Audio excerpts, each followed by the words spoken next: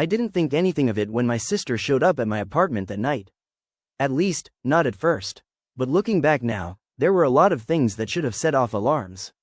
The way she knocked on the door, the way she kept looking over her shoulder, and especially the thing she said the moment I opened it. "Can I come in? I need a favor, and it's kind of urgent."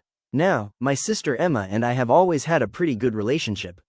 She's 3 years older than me, and growing up she was the one who always had everything figured out.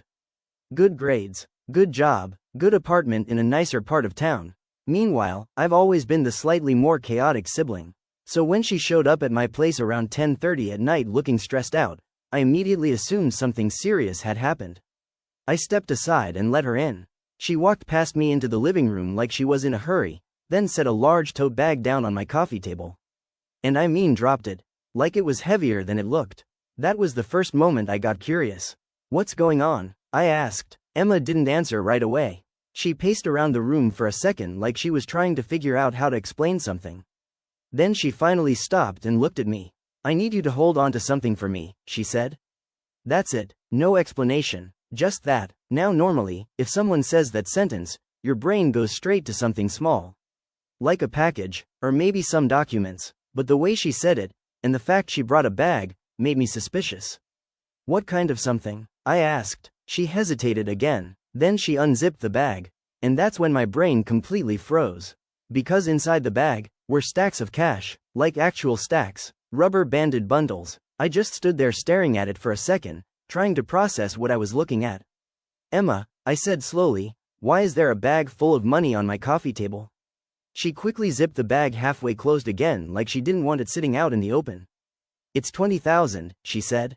I blinked. $20,000? She nodded, and for a second the room was completely silent. Now at this point, you're probably thinking the same thing I was thinking. Why would someone show up randomly at night with $20,000 in cash? That's exactly the question I asked her. And the answer she gave me didn't help. "It's just temporary," she said. Temporary. That was the word she used. Temporary for what? I asked. She rubbed her forehead like she was stressed. "I just need somewhere safe to keep it for a little while." Now here's the thing. Emma has always been the responsible one. The organized one. She works in marketing for a pretty big company and makes way more money than I do. So the idea that she needed my help storing money made absolutely no sense. "Why not just put it in your bank account?" I asked. She shook her head immediately. "I can't." That answer made my stomach tighten a little. "You can't, or you don't want to?" "Both," she said, and then she looked me directly in the eye. "Please don't ask a lot of questions." Now that sentence alone should have been enough for me to say no. But family has a weird way of making things complicated. Because the truth is, Emma has helped me out a lot over the years. When my car died 2 years ago, she loaned me money to fix it without even hesitating. When I moved apartments last year, she spent an entire weekend helping me pack. So when she stood there looking stressed and asking for help, part of me felt like I owed her. Still, I couldn't ignore how weird the situation was. "Emma," I said, "this is $20,000. I know, and you want me to just keep it?" "For a few weeks," she said quickly. "Maybe less." I crossed my arms. "And then what?" "Then I'll come get it." Simple as that, except it didn't feel simple. "Where did this money come from?" I asked. She hesitated, then she said something that made it sound slightly less suspicious. "It's from a business deal." A business deal. Now I'm not exactly involved in Emma's career, but I do know she's done some freelance marketing work on the side before. Consulting, branding, that kind of thing. So part of me wondered if maybe this was just a weird payment situation. Still, $20,000 in cash? That felt extreme. "You couldn't have them wire it?" I asked. "They wanted to pay in cash," she said. "And your bank won't accept it?" "They will," she said quickly. "I just don't want to deposit it right now." That answer wasn't exactly reassuring. But she kept talking before I could push further. "It's complicated, okay? I just need a place to keep it where nobody will mess with it." Then she added the line that basically cornered me. "You're the only person I trust with this." I sighed, because now if I said no, it would basically sound like I didn't trust her. "Emma," I said, "this feels sketchy." "It's not," she insisted. "You're asking me to hide $20,000. I'm asking you to hold it." Same thing. She walked over and grabbed my arm. "Please," she said quietly. "Just for a couple weeks." And I'll be honest, the look on her face got to me.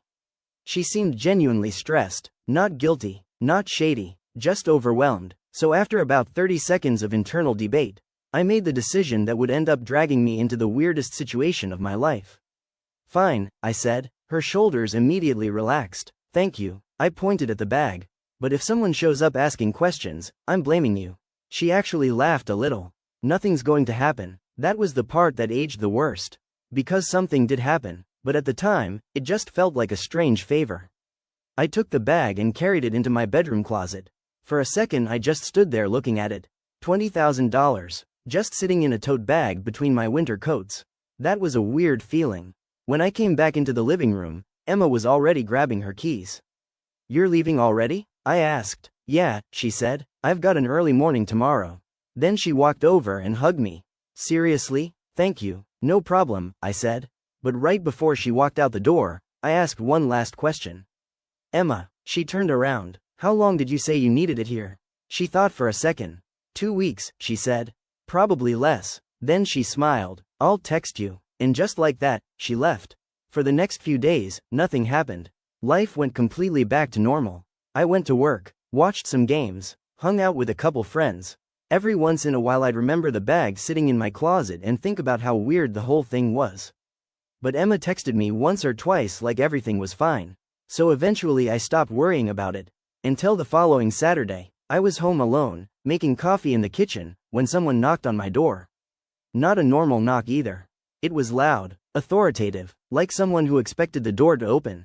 I walked over and looked through the peephole. And the second I saw who was standing outside, my stomach dropped, because there were 2 men standing there, both wearing dark jackets, and one of them was holding a badge. I opened the door slowly. Can I help you? I asked. The taller one spoke first. Good morning, he said. We're looking for Emma. My heart immediately started pounding. Emma? I said. Yes, he said calmly. Then he glanced down at a small notepad. Emma Carter. That's my sister. I tried to keep my voice steady. She doesn't live here. They looked at each other. Then the other officer asked the question that made my chest tighten. When was the last time you saw her? And in that moment, one thought hit me like a truck. There was $20,000 in cash sitting in my closet, and suddenly I had a really bad feeling about why these 2 men were standing at my door. The moment I saw the badge, my brain went into full panic mode. Because suddenly that bag in my closet didn't feel like a weird favor anymore. It felt like a very big problem. The taller officer looked at me calmly. When was the last time you saw your sister? He asked again. Now at this point my mind was racing. There were about 10 different thoughts hitting me all at once. Do they know about the money? Are they here because of that? Did Emma do something illegal? But the biggest question of all was simple. How much was I supposed to say? I swallowed and tried to keep my voice steady. A few days ago, I said. The officer nodded slightly. Did she stop by here? Yeah, I said. He wrote something down in the notebook. What was the reason for the visit? That question made my stomach tighten. Because technically the answer was $20,000 in cash. But something about the situation made me hesitate. I didn't even know what Emma had done yet. And the last thing I wanted was to accidentally drag myself into something worse. So I went with the safest answer I could think of. She just stopped by to say hi. The officers exchanged a quick look. Not suspicious exactly, but definitely curious. How long was she here? The other one asked. Maybe 20 minutes, I said. Then I forced a small shrug. Why? What's going on? The taller officer closed his notebook. We're just trying to locate her. That answer was way too vague to be comforting.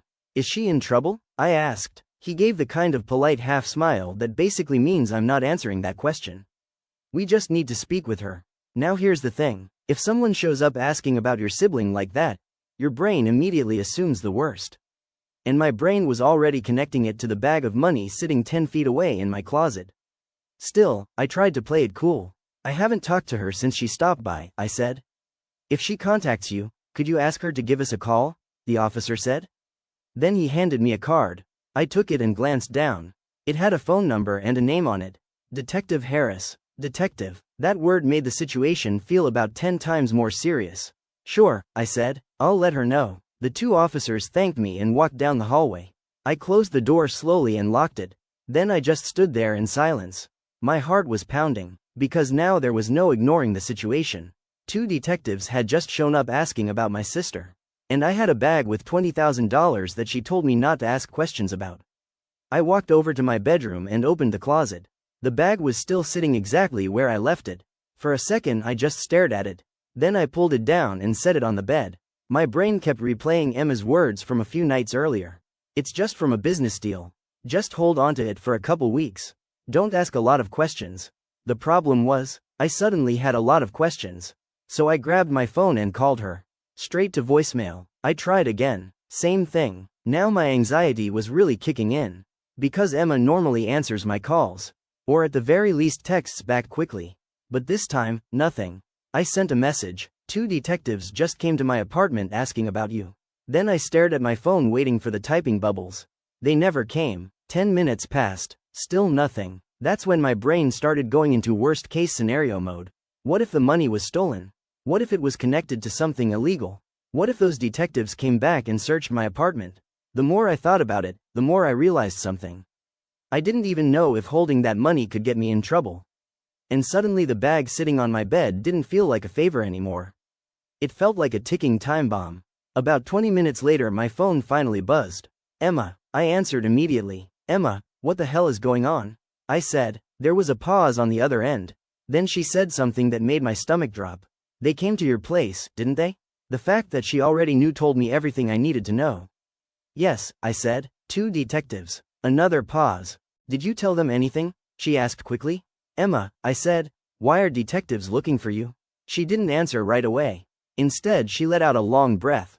It's complicated. That was the exact same phrase she used when she gave me the money. Complicated? I said. You left $20,000 in my closet. I know, she said. And now the police are asking about you. I know, she repeated. My frustration started rising. Where did the money come from? It's mine, she said. That's not what I asked.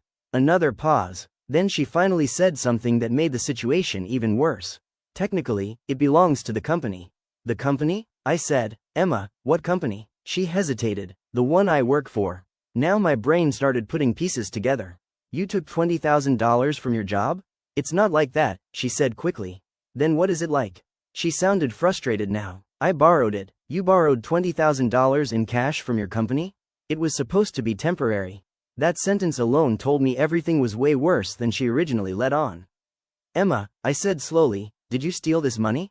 No, she snapped. I didn't steal it. Then why are detectives looking for you? She went quiet again, and that silence said more than anything else. Finally she spoke. They think I did. My chest tightened. So the police think you stole $20,000, and you gave it to me to hide? I didn't give it to you to hide, she said. You literally asked me to hold it. Because I needed time to fix the situation. What situation? I made a mistake, she said quietly. Those 4 words made my stomach sink. Because now I understood something. Emma didn't just make a weird financial decision. She had gotten herself into something serious. Emma, I said, you need to come get this money. I can't. What do you mean you can't? I'm not in town right now. That answer hit me like a brick. You left town? Just temporarily. Emma, I needed space to figure things out, she said. You left $20,000 in my apartment and disappeared. I didn't disappear. 2 detectives showed up asking for you. She didn't respond to that. Instead she said something that made my heart start racing again. Just hold on to it for a few more days. I actually laughed. A few more days? Are you serious? It'll be fine. No, I said, it will not be fine. Because at that moment something finally clicked in my head. If the police believed that money was stolen, and it was sitting in my closet, that meant I was the one holding it. Which meant this whole situation could very easily land on me. Emma, I said, trying to stay calm, you need to tell me the truth right now. I already did. No you didn't. Silence. Then I asked the question I had been avoiding since the detectives showed up. Is that money stolen? She didn't answer immediately, and the longer the silence went on, the worse it felt. Finally she said 3 words that made my stomach drop. I don't know. I sat there stunned. You don't know? It's complicated, she repeated. At that point I realized something terrifying. My sister might not even know how deep the problem actually went. And I was the one stuck holding the evidence.